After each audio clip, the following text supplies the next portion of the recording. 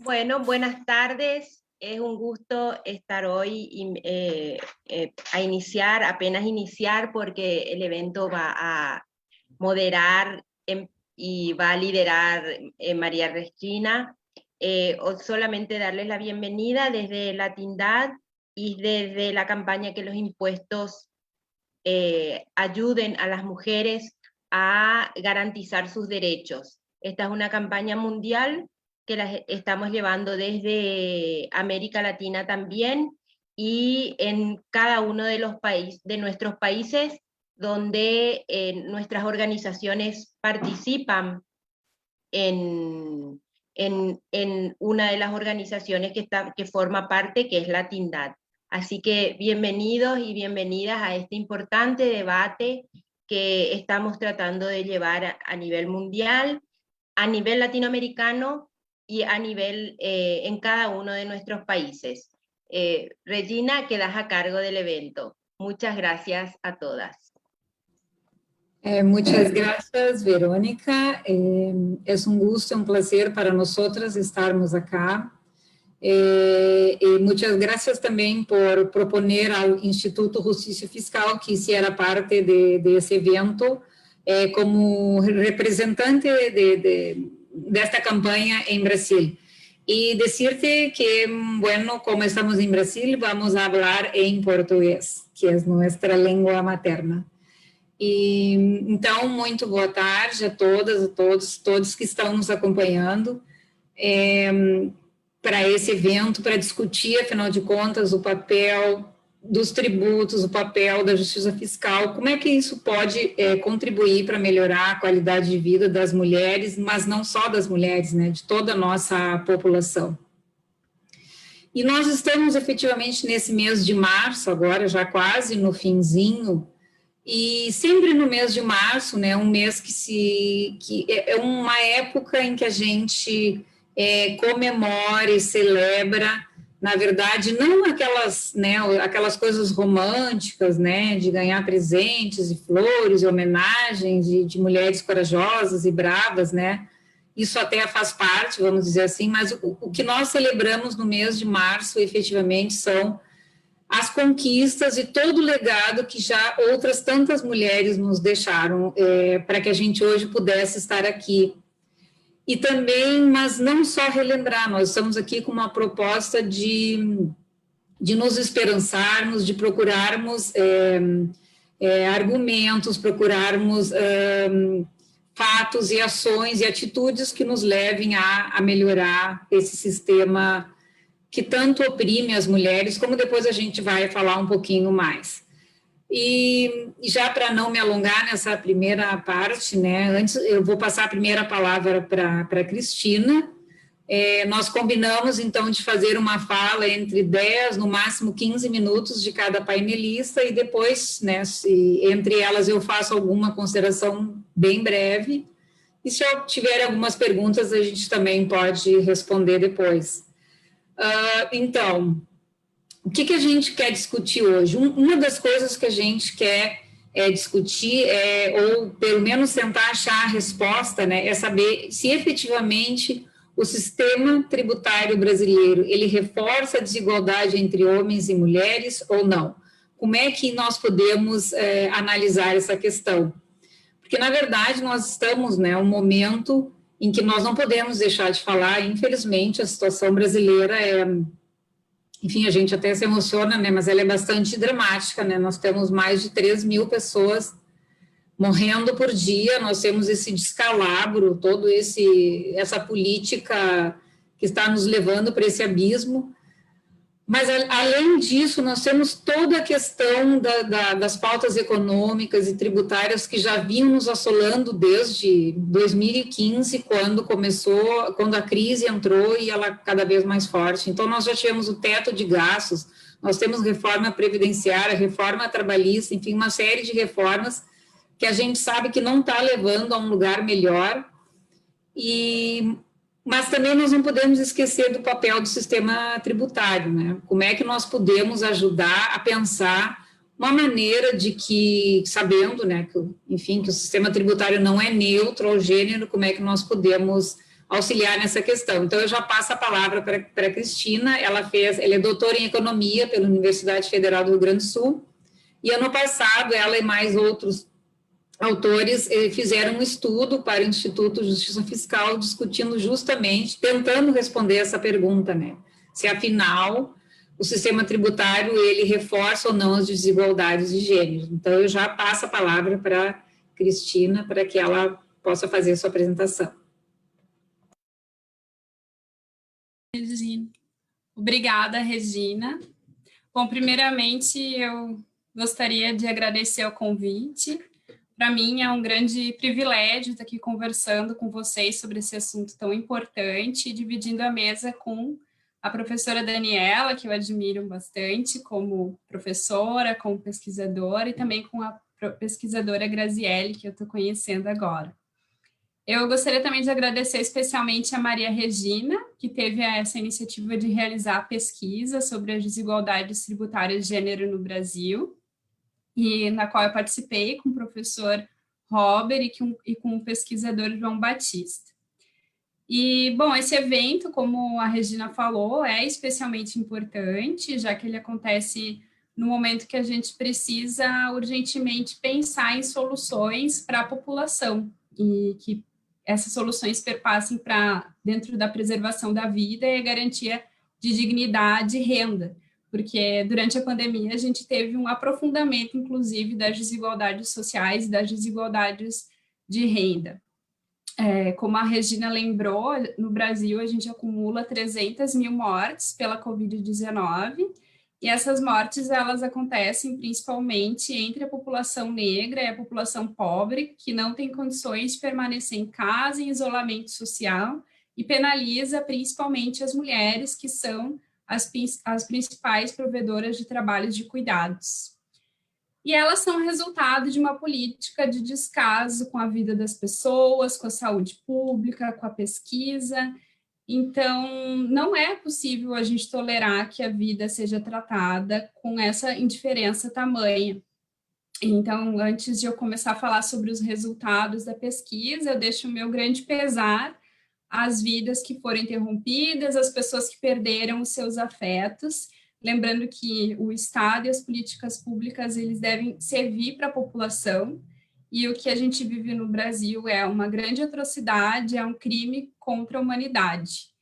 E a economia feminista, ela tem como principal propósito pensar na economia, buscando a centralidade da vida das pessoas e pensar em políticas públicas que tenham como norte a melhoria da qualidade de vida populacional. É por isso que a gente fez, pensando nisso, que a gente fez esse trabalho de tributação e gênero, pensando que a política tributária também é uma forma de promoção da distribuição de renda, igualdade de gênero, de raça e de classe. Nesse trabalho, então, a gente buscou analisar se a forma como o Brasil tributa reforça ou não a desigualdade de gênero. É um trabalho que foi feito antes da pandemia, mas ele é muito importante ele permanece muito importante para o momento atual, ainda mais, né, porque a gente precisa de políticas públicas urgentes. Então, a gente realizou 2 análises empíricas, uma tratando sobre os tributos diretos, a partir das informações da Receita Federal para o ano de 2017, e a outra para a tributação indireta dentro das pesquisas de orçamento familiar, a POF, de 2019, analisando as famílias chefiadas por homens e mulheres. Então, sobre os resultados relacionados à tributação direta. Primeiro, a gente enxerga que tem uma desigualdade já entre os declarantes. 56,8% dos declarantes individuais eram homens e 43,2% eram mulheres. Isso já indica que as mulheres têm maior dificuldade de acesso à renda. E nessa pandemia, isso piorou ainda mais, porque muitas mulheres saíram do mercado de trabalho. No Brasil, o rendimento do capital ainda é bastante desonerado, e também outros impostos, como imposto sobre herança, sobre patrimônio, imposto sobre terra, o que a gente caracteriza como regressividade tributária. E essa regressividade tributária, ela penaliza principalmente os indivíduos mais pobres, tanto pela maior tributação relativa sobre o consumo, como também a isenção de impostos sobre os mais ricos, em especial a isenção de impostos sobre o lucros e dividendos. Está passando uma sirene aqui, não sei se dá para ouvir direito, mas enfim, vou falar mais alto. Sobre os lucros e dividendos. Lembrando que o Brasil e a Estônia são os únicos países do mundo que não cobrem impostos sobre lucros e dividendos. Portanto, é o momento de reivindicar esse imposto e não fazer política que concede um auxílio emergencial de R$ 250 a partir de várias medidas de ajuste fiscal. Então, de maneira global, a partir da faixa de 40 salários mínimos mensais, a gente passa a ter uma parcela isenta cada vez maior de imposto de renda. E, por conseguinte, a alíquota efetiva paga, ela se reduz para os indivíduos que estão em patamares mais elevados de renda. Por isso, as mulheres pagam uma alíquota maior de imposto de renda em quase todas as faixas, com exceção das duas faixas superiores, entre 80 e 240 salários mínimos, nas quais as alíquotas de homens e mulheres alíquotas dos homens são ligeiramente acima das mulheres, não tem muita diferença. As mulheres, elas são concentradas nas faixas salariais mais baixas, e a participação delas vai caindo até chegar a apenas 14% nas faixas acima de 320 salários mínimos mensais. Essas desigualdades de renda, elas também são vistas quando a gente olha para os resultados de acesso a patrimônio. Há uma expressiva desproporção de patrimônio declarado entre homens e mulheres. E essa desproporção, inclusive, dispare a desigualdade de rendimentos. Então, mesmo nas faixas mais baixas, a desproporção de homens e mulheres é considerável. Isso quer dizer, as mulheres não têm acesso à terra, não têm acesso a bens como imóveis, não têm acesso a empresas. Nas faixas de, por exemplo, 5 a 7 salários mínimos, 74% do patrimônio é dos homens, mesmo que a participação deles nessa faixa como declarante seja de 56%. Então, sim, essa forma de tributar mais, de não tributar o patrimônio, de não tributar o capital, é onerosa para as mulheres. Considerando que nas faixas de renda mais elevada, mais de 80% dos declarantes são homens. Então, a gente já enxerga aí também uma maior propensão de homens entre as faixas mais altas de renda. Na segunda análise, a gente fez um recorte sobre os tributos indiretos, aqueles tributos sobre o consumo, né? Nesse caso, a gente concluiu que há um diferente perfil de consumo entre os arranjos de famílias chefiadas por mulheres e homens, sendo que as mulheres, elas despendem proporcionalmente maior parte da renda em alimentos, habitação, vestuário, higiene, cuidados pessoais, assistência à saúde, quando comparado com os homens, que, por sua vez, têm uma maior incidência proporcional na renda ligada aos impostos diretos, tributações, contribuições trabalhistas e transporte. Pelo fato da carga tributária brasileira indireta, ela principalmente recair sobre itens como transporte e habitação, proporcionalmente os homens pagam mais impostos indiretos, mas essa diferença não é muito elevada. Então, no caso dos impostos indiretos, a pesquisa que a gente realizou indica que a forma como a tributação é realizada no país, ela não vai diminuir nem reforçar as desigualdades de gênero. No entanto, como há uma política de desoneração da cesta básica de alimentos, é importante que ela seja mantida, porque senão ela, de fato, vai reforçar ainda mais as desigualdades de gênero. Há algumas medidas de tributação da cesta básica de alimentos, e isso oneraria principalmente as mulheres, mas toda a população de classe mais pobre, né, de classe pobre que despende boa parte do seu salário em alimentação. Então, para finalizar, é importante lembrar, né, que as políticas de bem-estar no país, elas são extremamente importantes, mas ainda insuficientes, a exemplo do serviço de saúde pública, escolas de educação infantil, educação básica, os serviços ligados à saúde reprodutiva e, portanto, por serem insuficientes, as mulheres são as principais recrutadas para garantir esse trabalho ligado aos cuidados da sociedade, e esses trabalhos foram ainda mais intensificados agora na pandemia. Então, nesse sentido, né, as mulheres elas vão acabar sendo penalizadas também no mercado de trabalho e no acesso à renda, e por isso que a gente está vendo, por exemplo, essa saída massiva de mulheres do mercado de trabalho. Então, o fato da tributação brasileira ser caracteristicamente regressiva e onerar mais o consumo do que a renda e também o patrimônio, as mulheres elas pagam mais impostos que os homens, portanto, a gente necessita ter esse olhar, quando a gente faz políticas tributárias, ter esse olhar sobre as mulheres, não ter políticas neutras ao gênero, e a partir, então,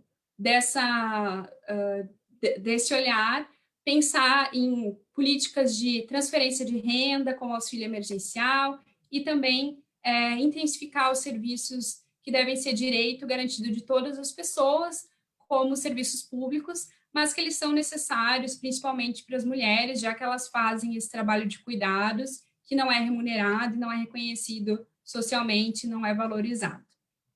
Obrigada. Muito obrigada, Cris, pela tua brilhante capacidade de fazer essa síntese, né? Um trabalho tão extenso, tão profundo, tão bom, em mais ou menos 10 minutos. Isso não é uma coisa fácil. Então, eu já te felicito, né, por observar o tempo e não só por isso, né? Assim, tu colocas muito bem a questão que as mulheres já sofrem com uma desigualdade salarial, que deve estar na faixa aí média de 25%, né, em relação aos homens, e depois, no que se refere ao imposto, não só no imposto de renda, mas também no patrimônio, elas têm bastante diferença. E mesmo que no consumo ela não altere significativamente a desigualdade, a gente sabe que tem todas as questões as diferenças que tem, né, entre o consumo da mulher, chefe de família, o consumo do homem, e como é importante também manter uma política de isenção tributária desses produtos básicos, né? E eu acho que isso dá um excelente gancho para a nossa próxima convidada, que é a Graziele Davi. A Graziele faz o doutorado em economia na Unicamp, mas não só isso, ela é produtora e também, não sei como é que chama a pessoa que fala, como é produtora e apresentadora de um programa de um podcast chamado É da Sua Conta, que já tem quase 30 edições, se não me engano, e enfim, ela trata todas essas questões tributárias, fiscais e tudo mais de uma forma assim bem que as pessoas compreendam e tal, é muito legal, É da Sua Conta, eu recomendo. Mas também a Graziele é assessora, né, da Rede de Justiça Fiscal da América Latina e Caribe, e essa parceria do podcast ela faz com a Tax Justice Network, também, que faz parte, né, do programa, do projeto, né, dos podcasts, que são 5 ou 6, eu acho, 6 línguas ou 5 línguas. Mas, enfim, tudo isso para dizer que que a Graziele trabalha muito com essa área como é que a política fiscal pode ajudar nessa questão de gênero, né? Recentemente, inclusive, ela, juntamente com o Instituto de Justiça Fiscal e com a parceria da Tax Justice, nós apresentamos aquele documento para o CEDAW, que é um comitê da ONU que trata sobre todas as discriminações contra mulheres e tal. E aí, então, né, Grazi, considerando toda essa nossa realidade, todas essas dificuldades, já que a pandemia trouxe, nós temos relatos, né, de que uma pesquisa da ONU Mulheres diz que meninas brasileiras estão sofrendo muito com ansiedade, com depressão, com todos os problemas. O que tu pode dizer para nós? Quais são, assim, as nossas principais dificuldades como país, nosso sistema tributário? O que a gente pode fazer para melhorar? Então, está contigo. Obrigada, Regina. Que oportunidade ótima de estar participando desse evento com vocês, de poder pensar essa questão tributária com relação à questão de gênero, com relação a mulheres, crianças, nesse contexto de pandemia. E também agradecer muito essa apresentação tão querida que você fez, fiquei me achando aqui do outro lado. Muito obrigada. Eu acho que eu vou reforçar alguns pontos que a Cristina colocou e trazer alguns novos, principalmente alguns pontos específicos que nós trabalhamos nesse documento que você comentou, que apresentamos para a Comissão de Combate às Discriminações contra Mulheres, contra a Violência contra Mulheres,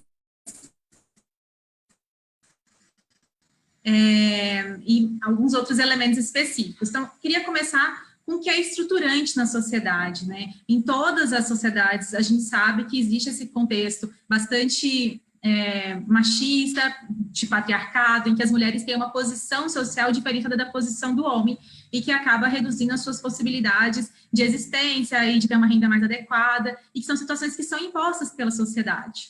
E além desse cenário, que a gente vai detalhar um pouco mais, o governo poderia ou ampliar ou reduzir essa desigualdade por meio da política fiscal, que inclui tanto a tributação quanto os gastos públicos. Então, a forma como o governo estrutura os seus tributos e como ele executa os seus recursos, ele pode ampliar ou reduzir essa desigualdade de gênero, assim como outras, sociais, de raça. E quando a gente olha para o cenário brasileiro, o que a gente encontra é que as desigualdades sociais de gênero e de raça já são muito imensas. O Brasil, principalmente na questão de renda. Então, o Brasil já vivencia esse cenário muito forte sobre a mulher.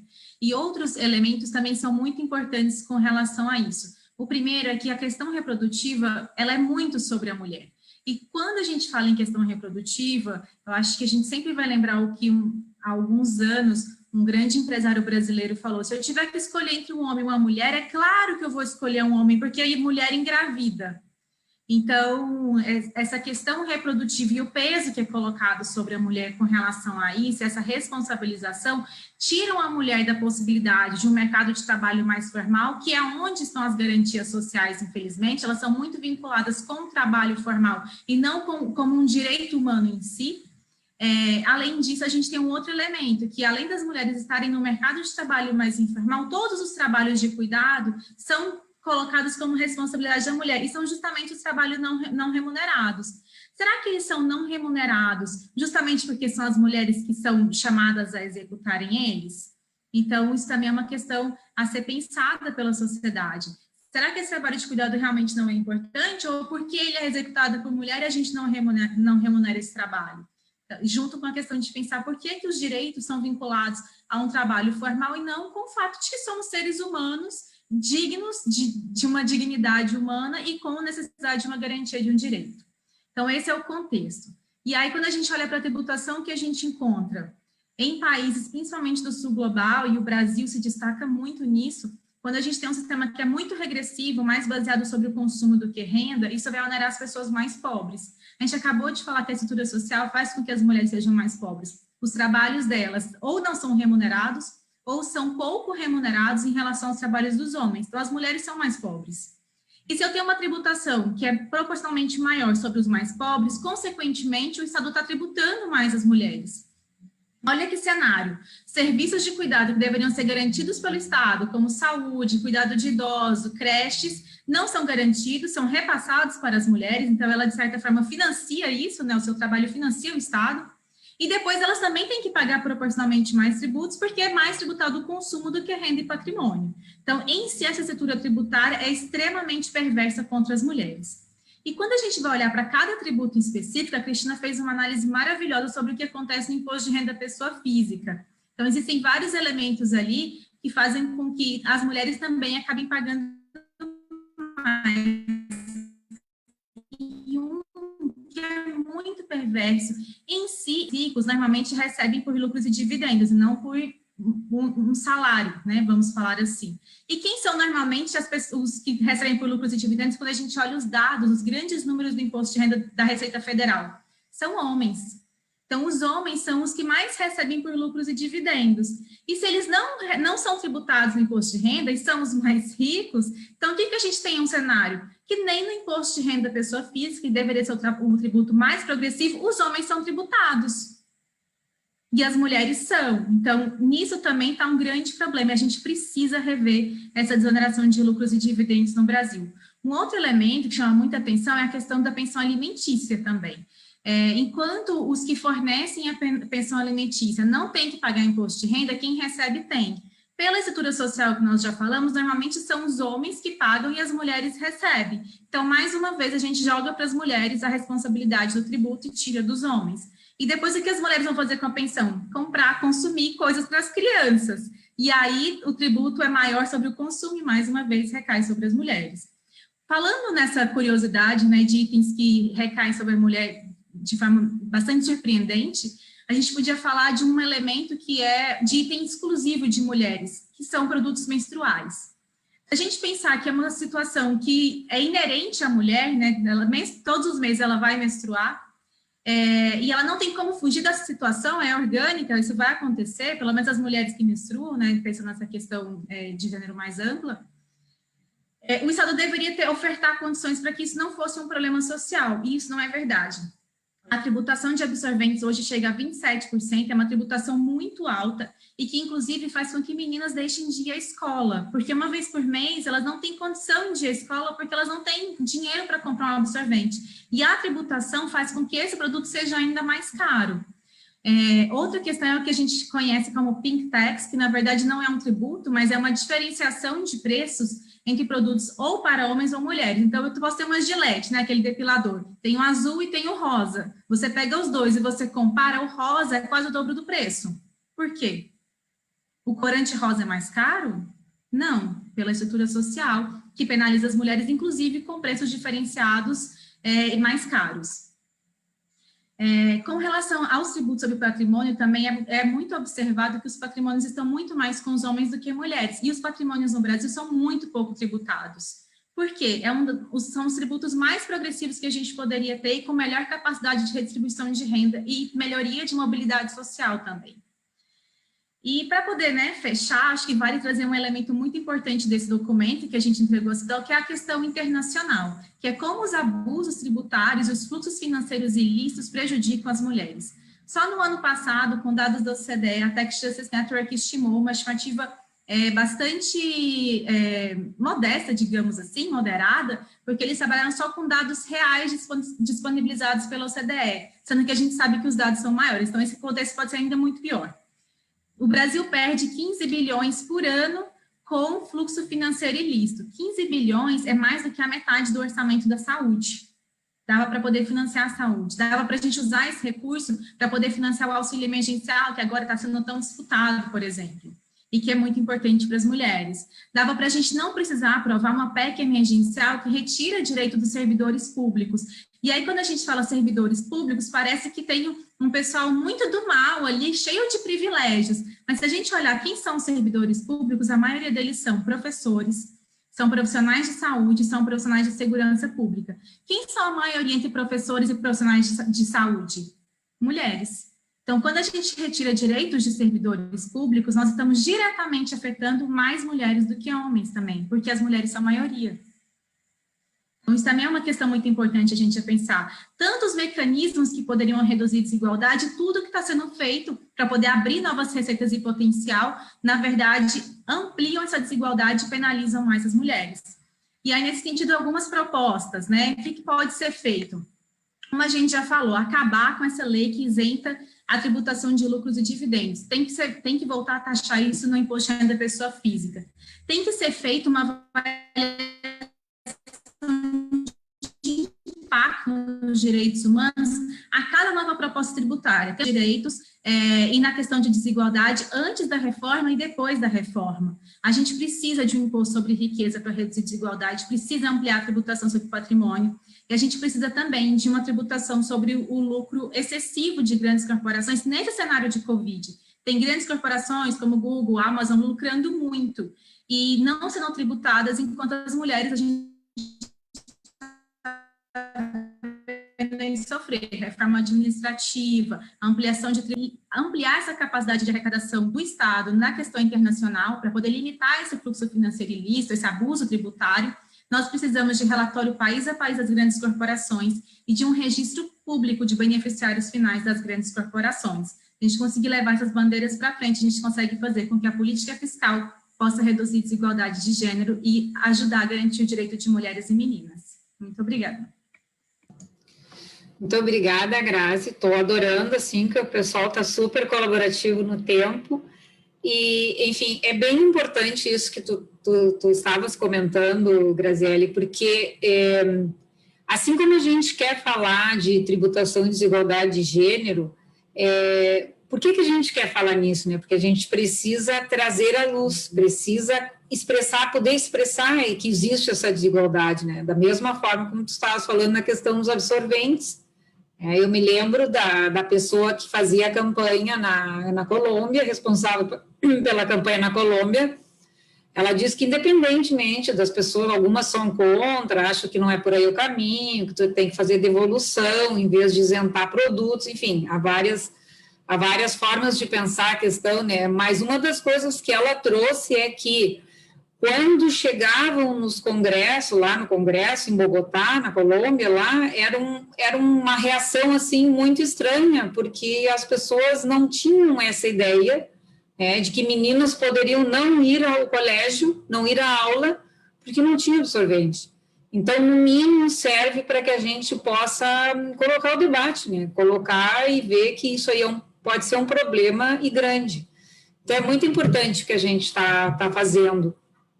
Em segundo lugar, antes de passar a palavra para a Daniela, ressaltar o fato de que, tu estavas falando muito bem disso, nós podemos fazer justiça fiscal e social pelo lado do gasto.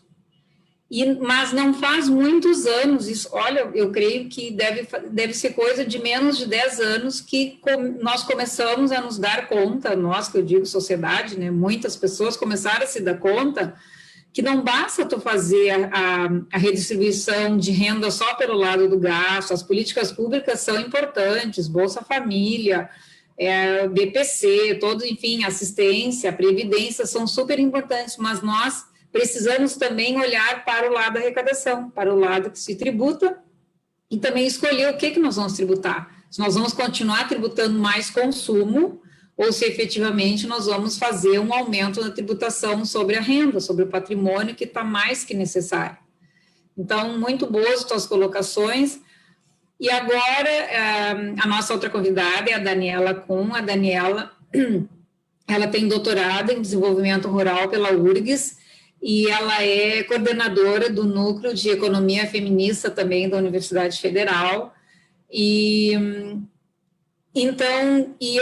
O que a gente pensou em fazer agora, nesse momento, nós já falamos bastante assim da questão tributária, né? Graziele e Cristina falaram sobre a questão tributária, e eu acho que a gente precisaria completar o panorama com essa visão da Daniela em relação às políticas públicas, né, Daniela? Como é que pode se inserir, como é que as políticas públicas em que medida elas podem ajudar nessa questão de melhorar a condição de vida das mulheres? O que, por exemplo, tu pode nos contar a respeito do núcleo que tu coordenas, qual é o papel dele dentro da universidade, né? Porque a gente sabe que, às vezes, a economia era, assim, até anos atrás, bastante fechada, né? Não era um espaço, assim, tão, digamos assim, para as mulheres. Então, qual é a importância que tem esse núcleo?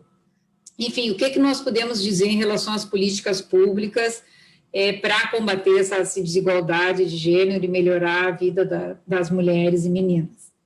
Passo a palavra para ti, Dani.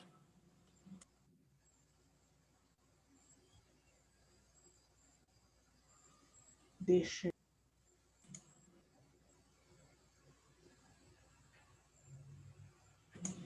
Agora estão escutando. Não, agora já estou falando, eu acho. Espero que estejam ouvindo, talvez não muito bem.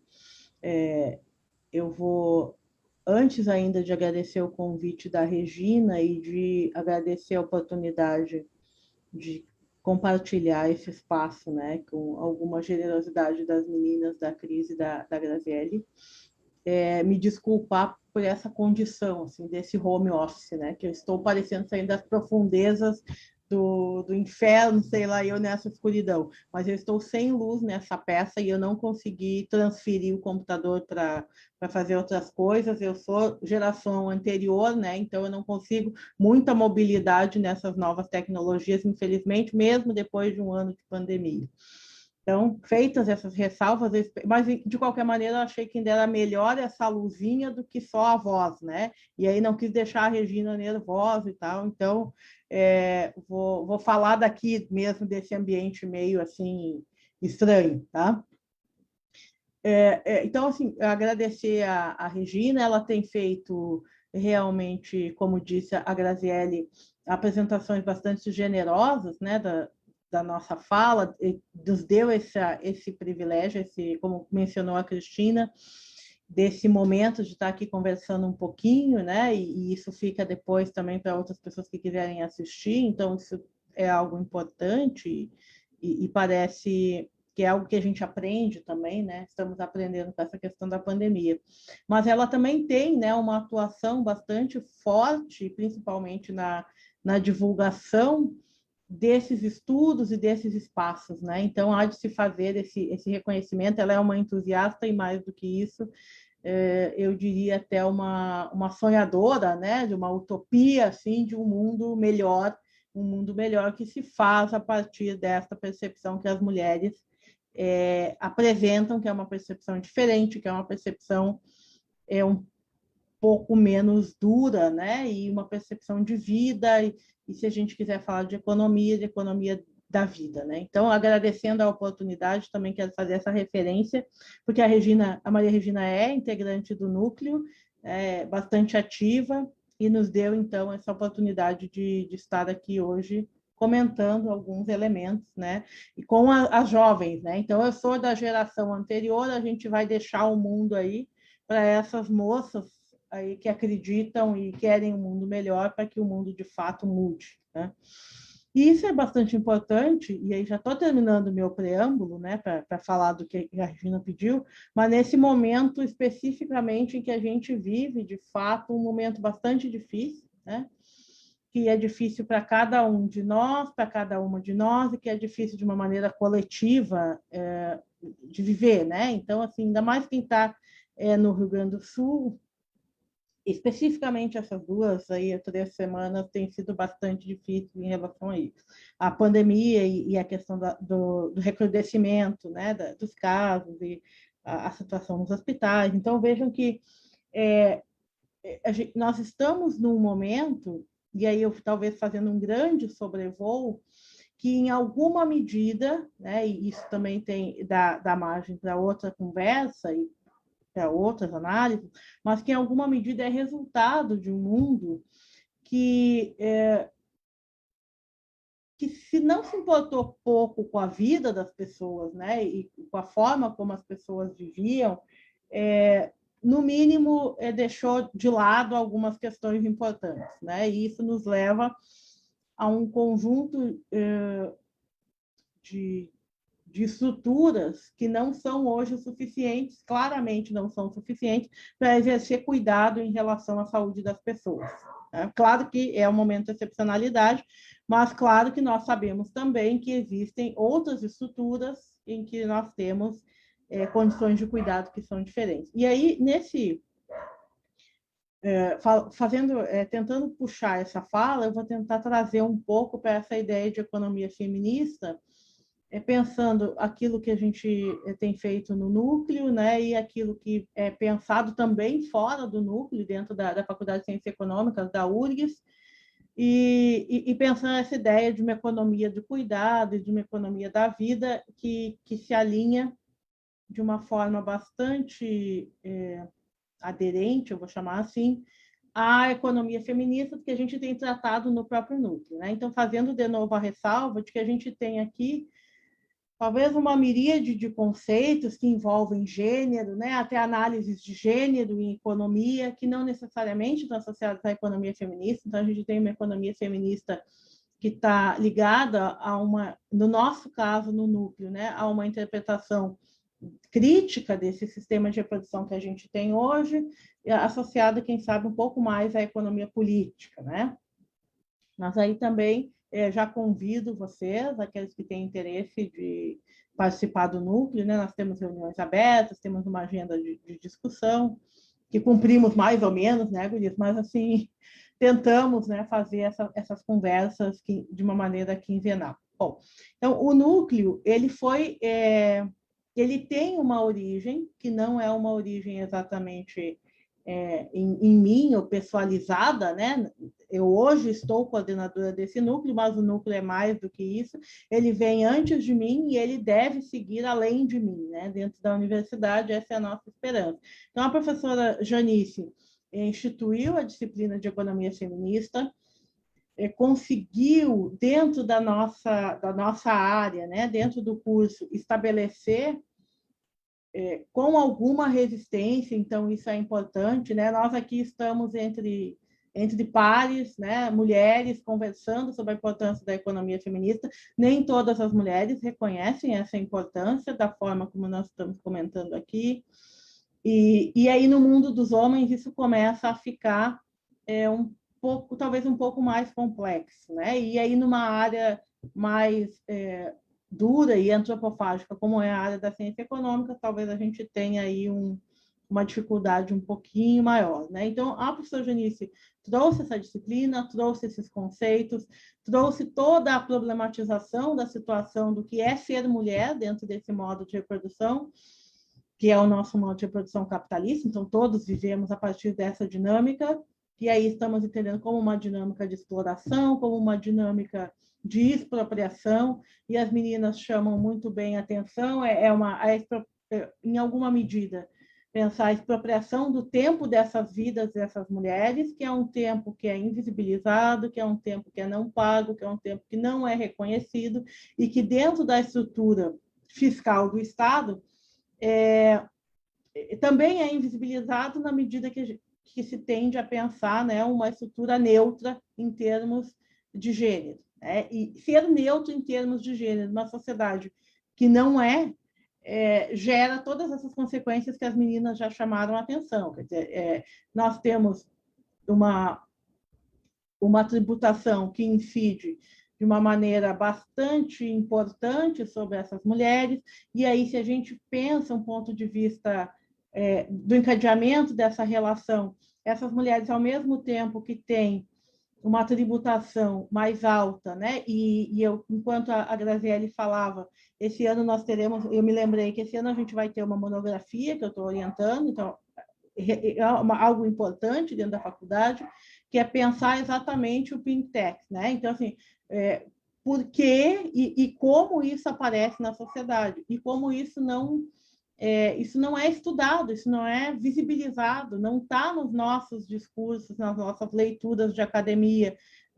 Os textos de formação econômica que a gente estuda para ser um economista não tratam, por exemplo, do processo de reprodução de capital, como a gente viu já no núcleo, aquele olhar que a Federici apresenta do Caliban e da bruxa, né? Toda essa expropriação desse trabalho não pago, dessas horas expropriadas, desse conhecimento que é desconstruído, desse poder que violenta o corpo das mulheres, né? Que submete as mulheres a uma estrutura que de novo, vou repetir, mas que é extremamente violenta e que penaliza as mulheres sob um discurso, muitas vezes, de uma neutralidade. Então, se eu não me enrolei muito, o que a economia feminista tenta fazer buscar, olha, isso não é neutro, né? Não é neutro porque nós não somos pagos, não é neutro porque a riqueza que está contabilizada no PIB provém de uma quantidade de horas de trabalho, de uma quantidade de horas de vida, de um trabalho reprodutivo e de um trabalho de cuidado que simplesmente está invisibilizado.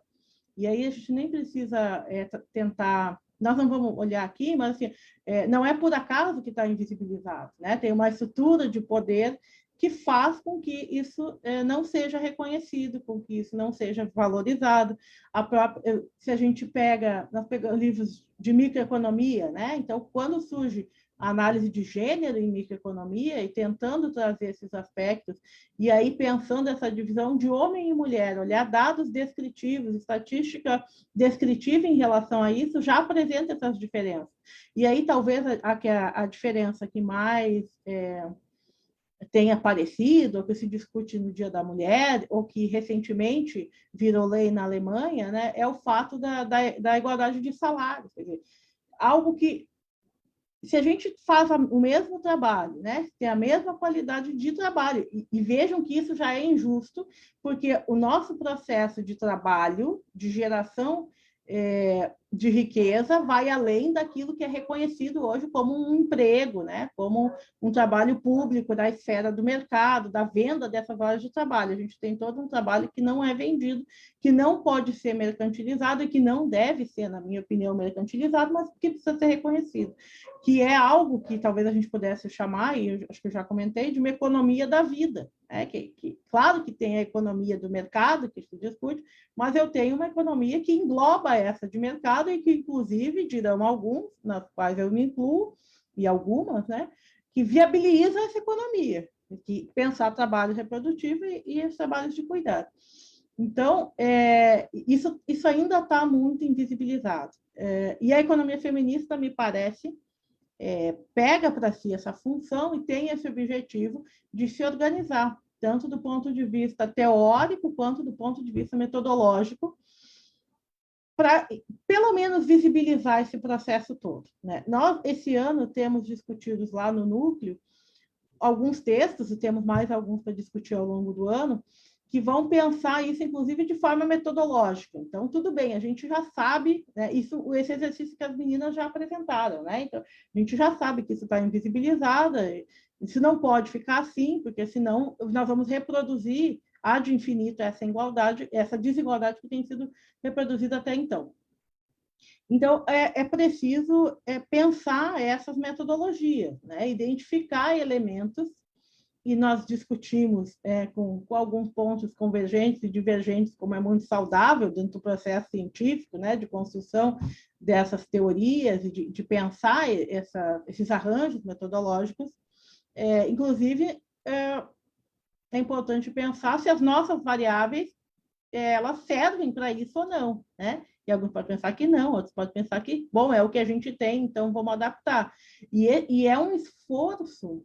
Então, com o reconhecimento desse processo, há um esforço, e a Regina mencionava, né, um esforço internacional em relação a esse exercício metodológico, pelo menos, né, que ainda a gente não consegue incorporar o macroeconomista da economia feminista, né, as macroeconomistas não conseguem impor, por exemplo, na contabilidade nacional, essas contas que evidenciam, né, o quanto do PIB é produzido nesses trabalhos de reprodução e de cuidado, que hoje simplesmente não são contabilizados porque não são vendidos. Então, há um processo metodológico que não nos permite enxergar. Então, me parece que também a economia feminista tem esse papel, né, de trazer para o debate. Acho que nós não conseguimos resolver ainda essas questões, estamos buscando, nos esforçando, né, como pesquisadores e mães e todas as outras coisas que nós, como mulheres, somos, né, para buscar esses instrumentos teóricos, metodológicos, né, e difundi-los e discuti-los na academia, num ambiente que é muito... ele é muito dominado, em alguma medida, né, em boa medida, por essa estrutura patriarcal e que ainda reproduz, né, um sistema de poder sobre as mulheres que faz aumentar essa desigualdade. Então, eu vou escolher as palavras para não ser tão dura, né, porque a gente tem aí uma questão que envolve gênero, mas eu acho que nós não, me parece, eu pelo menos sou mãe de 2 meninos, não busco uma sociedade das mulheres, mas uma sociedade compartilhada, uma sociedade em que nós possamos discutir as diferenças e apresentar a contribuição de cada um de uma maneira mais evidente, mais clara e mais interessante.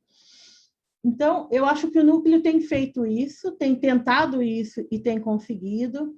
Dentro da faculdade, nós temos conseguido espaço, inclusive esse espaço que a Regina, né, nos dá aqui para comentar alguns elementos e para tentar trazer esse debate à tona, né, permite que mais uma vez se traga essas discussões, né? As meninas já apresentaram aí essas diferenças. Então, nós temos um conjunto de variáveis e assim, não podemos esquecer aqui que nós estamos falando a partir de um conjunto de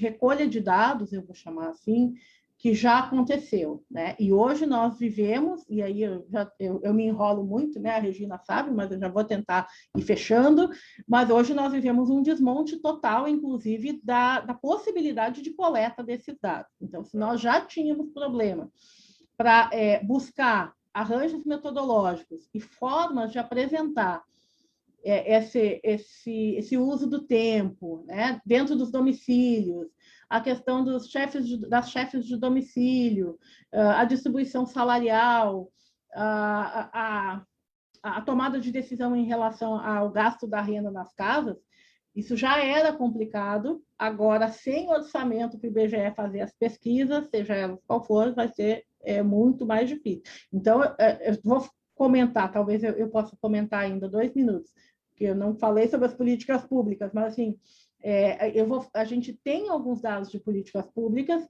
que é pensar isso que também as meninas já chamaram a atenção, eu não preciso ficar repetindo, de que a nossa sociedade ela é desigual, então a gente tem que ter uma combinação, e a Constituição de 88 nos permite isso, de que nós buscaremos a igualdade, né? Que nós vamos não passar ou suprimir processos violentos.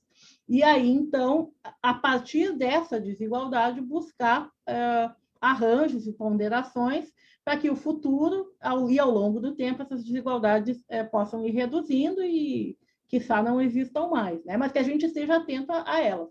Então, é preciso pensar a questão de um conjunto de políticas públicas que, de fato, chegue até as mulheres.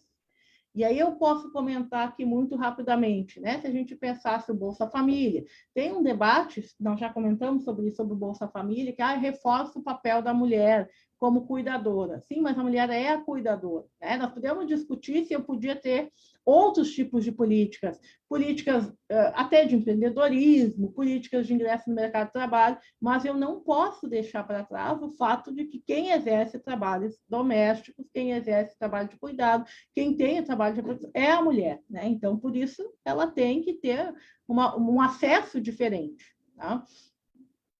Ainda mais na nossa sociedade. A gente podia pensar também, bom, essa mulher que ela está ali naquele trabalho de cuidados, ela também é submetida a uma violência de uma sociedade que é machista, quer dizer, e aí o reconhecimento dos feminicídios foi um ponto importante, né?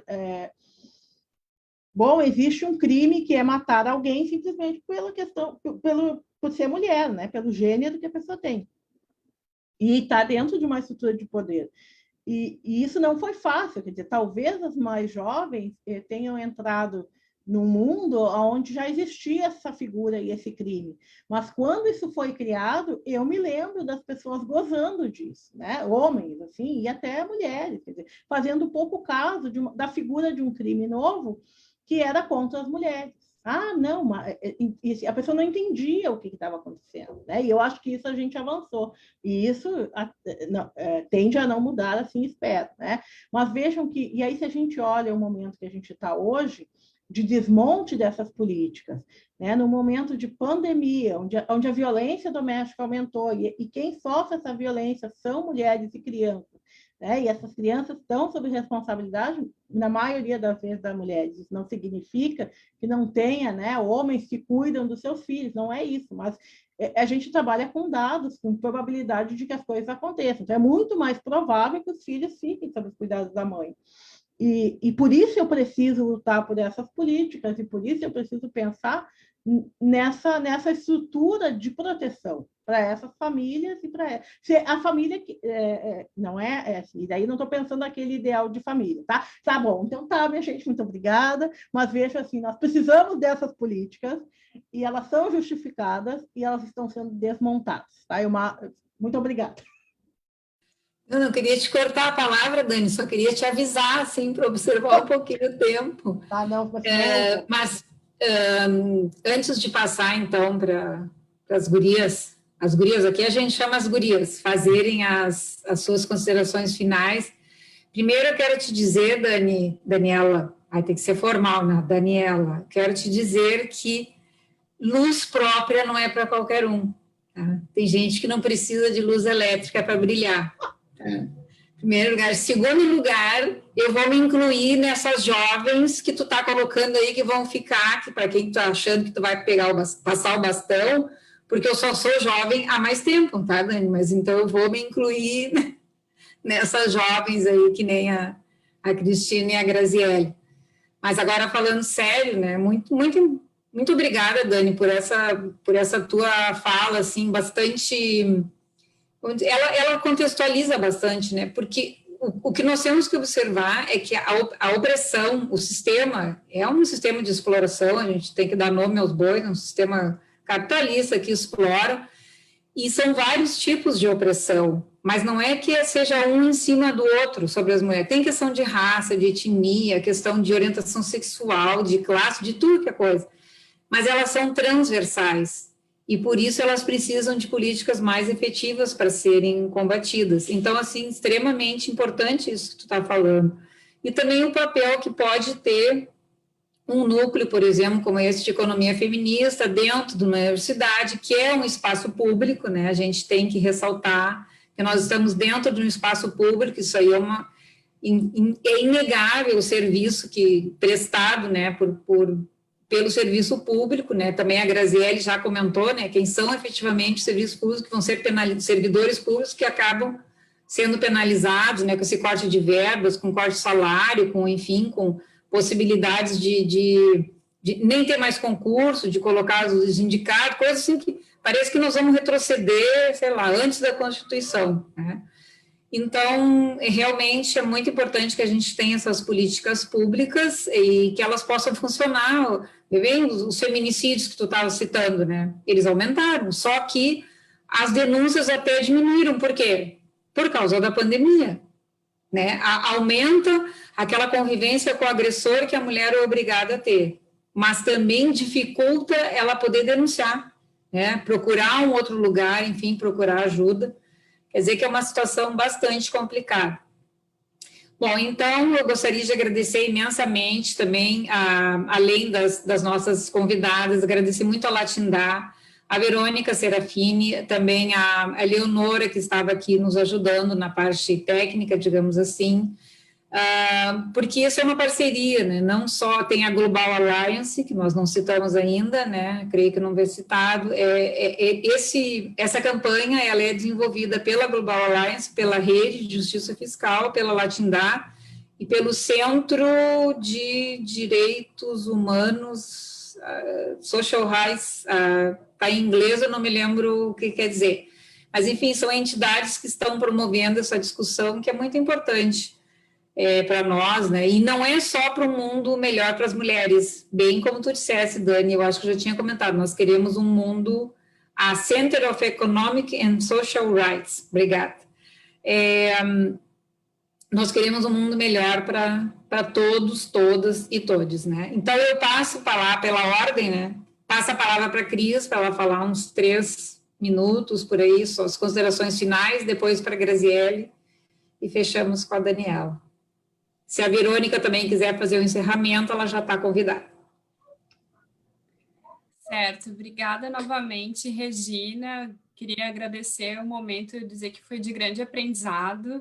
Foram as 3 brilhantes, aprendi muito. Eu acho que esse espaço aqui é bastante importante para a construção de justiça para as mulheres, para os homens e para a igualdade social.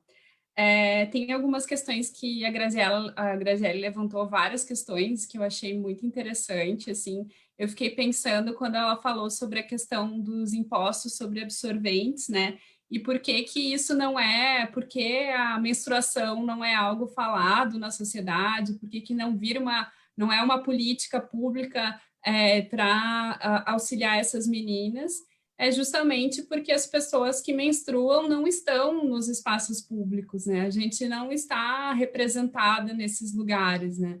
O Brasil o dado sobre a representatividade feminina nos parlamentos, por exemplo, tem um dado que de 190 países, o Brasil está na 70ª, 42ª colocação dentre os países. Então, a gente tem que fazer um trabalho gigante, né, para a maior participação dessas mulheres e para que as mulheres que estejam nesses espaços, de fato, representem, né, as demandas das mulheres, né. E quando eu achei também que a Daniela foi brilhante na fala dela, e achei muito interessante também que a Dani falou sobre a questão da falta de dados. A gente não sabe se vai ser publicado o censo demográfico, que é a principal pesquisa no país, né? Então, que baliza todas as políticas públicas. Isso é extremamente importante, gente. A gente não pode ficar sem a principal pesquisa, que é o censo demográfico, né? Que dirá as outras pesquisas que a gente tem, né? Que são essas mais avançadas, relativas ao tempo de trabalho não remunerado, que são super importantes, mas que o Brasil também está muito aquém de outros países, inclusive, né? Porque a gente não tem uma pesquisa de tempo que se baseia em diários de uso do tempo. E, por fim, dizer que, claro, a gente luta pela igualdade de gênero e também pelo direito dos homens de cuidarem, né? Porque a nossa legislação relativa a, por exemplo, a licença parental também não permite que os homens cuidem, não permite que os homens sejam cuidadores de criança. Eles só têm direito a 5 dias de licença paternidade, né? Então, a própria legislação penaliza os homens que desejam cuidar, enfim, né? E como que a legislação também deve mudar para que esse trabalho seja redistribuído por toda a sociedade. Então, eu gostaria de agradecer novamente a oportunidade de falar sobre essas questões. Acho que tem muito trabalho a ser feito, ainda mais nesse período. Vamos continuar trabalhando e pesquisando para igualdade de gênero, para a melhoria da sociedade brasileira em especial. Obrigada. Grazi. Eu também quero agradecer esse momento, foi um momento de muito aprendizado e também acredito que de muita luta, né? Porque cada vez que a gente fala sobre isso, é a oportunidade de que uma transformação venha e que a gente possa promover essa redução de desigualdade pela política fiscal. Então, fico muito feliz da gente estar podendo participar desse momento.